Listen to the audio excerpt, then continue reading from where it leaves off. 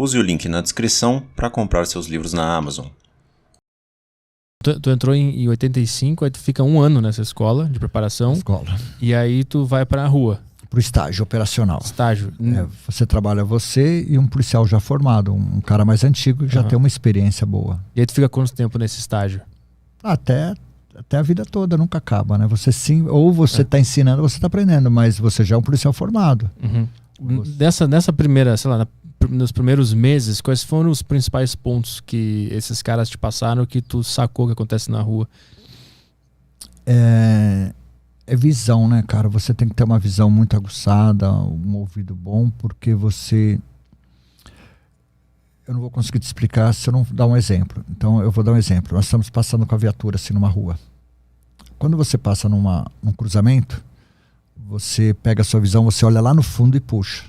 Você tem que identificar os carros que estão parados na rua. Se tem algum carro que o Copom jogou na rede que acabou de ser roubado, você tem que ver, toda hora que uma pessoa é roubada e liga pro Copom, fala, um cara me roubou, como ele tá vestido? Assim, assim, assim.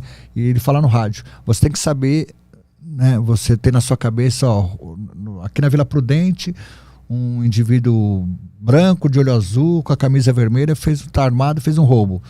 Você já tem que buscar esse cara em todo lugar que você olha. Todos os comércios que você passa, você tem que olhar lá dentro. Por isso que às vezes as pessoas falam assim, pô, a viatura passou, ficou olhando para dentro do carro. A gente quer saber se dentro daquele carro, aquele Gol preto, tinha um cara negro, vestido de branco, com boné azul, porque acabou de falar que um cara fez um roubo. Às vezes na dúvida a gente olha, fica na dúvida, a gente vai e para, levanta a mão. Tu vira um radar ambulante, que tá sempre pesquisando. Mas é uma coisa natural. Eu quando me aposentei, eu não sei se é o número, esses são hoje, só na área que eu trabalhava, eu roubava 70 carros por dia. Como que você vai guardar na cabeça todas as placas do carro da sua área, fora outra área que não joga, porque é difícil o cara atravessar toda a área, né? Tipo, você mora aqui em Santo André, já é outro batalhão, já é outro comando de área. Então você fica com a cabeça a milhão. O policial tem um motorista, vou falar da Força Tática, eu trabalho mais em Força Tática, né?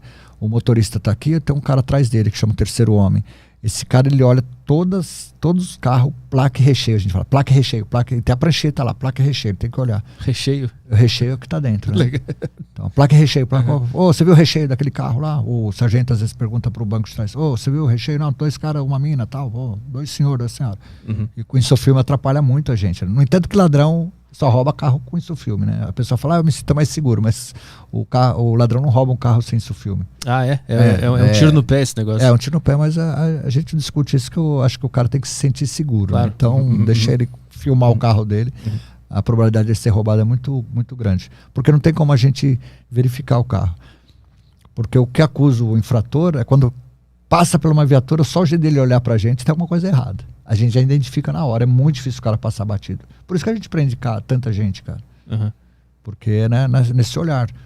Do olhar já gera alguma coisa suspeita, aí você para pro diálogo e aquelas perguntinhas, onde você estava? Você mora onde? Você veio de onde? De quem é esse carro? Tal. Tu identifica que o cara tá tenso, que ele tá nervoso. Sim. Pelo olhar. Pelo olhar. O olhar é a janela da alma, né? Você consegue identificar muitas coisas através do olhar. Então, o nosso tipo de trabalho é esse. Essa detecção do olhar da pessoa, ela vem com a intuição ou existe uma literatura ou aulas que eles ensinam? Tem literatura. O cara, quando você pergunta a ele olha pro lado esquerdo, é porque ele está procurando uma resposta que ele não tem, então ele já vai mentir. Então, mas eu tô falando assim, no olhar, a expressão da pessoa. Tem gente que tem mais capacidade, outras não, né? De identificar se a pessoa está mentindo, se ela está contando historinha, ela tem essa... Mas antes de ter esse contato do diálogo, só de olhar para a pessoa passando assim, tu já consegue sacar se esse cara está nervoso ou não. Nós falamos que isso chama até tirocínio, né? Isso a gente não pode nem mais abordar falando isso. Antigamente a gente abordava usando isso. Nós podemos abordar pessoas, antigamente falava atitudes suspeitas, né? Hoje o cara estava suspeito, mas aí o juiz pergunta, por que é suspeito para você? Porque ele é preto? Porque ele é branco? Como que você vai explicar isso? Porque você fala, não, eu olhei no olhar dele e achei suspeito. Sim. Então isso aí caiu por água. A gente faz isso aí, né? Os policiais da ativa que são bons devem fazer isso, mas deve falar outra coisa pro juiz, porque você não pode abordar uma pessoa porque você achou ela suspeita. Pelo olhar. Isso não é mais um argumento. Então isso aí não funciona, porque isso aí faz bem para a sociedade, né? Então, às vezes nem sempre, às vezes o cara tá só sem carta, às vezes ele fez alguma coisa, a gente não sabe o que ele fez, mas fez alguma coisa errada, mas não tá cometendo um crime na hora lá.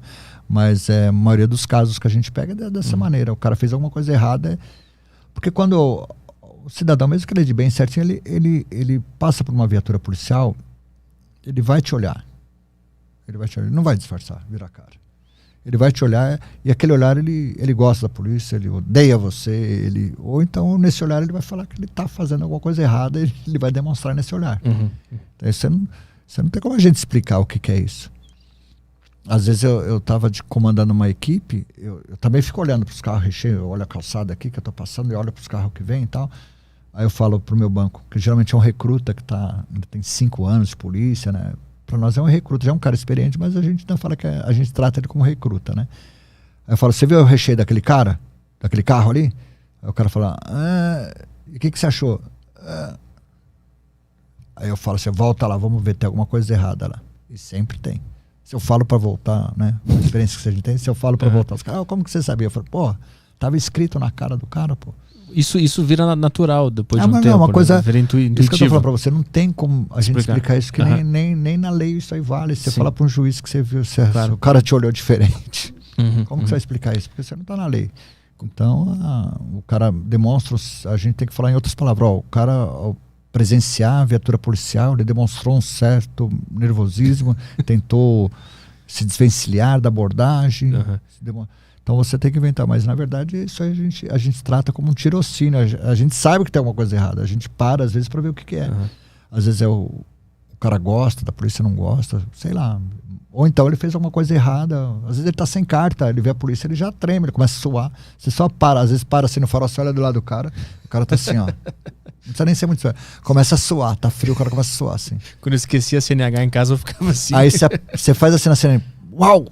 Aí o cara desmaia. Então, isso aí não tem como a gente explicar. O cara demonstra pra gente no dia a dia. Você patrulha um bairro violento, tá todo mundo assustado com medo de bandido, com medo de ladrão. E todo mundo tem medo da polícia também.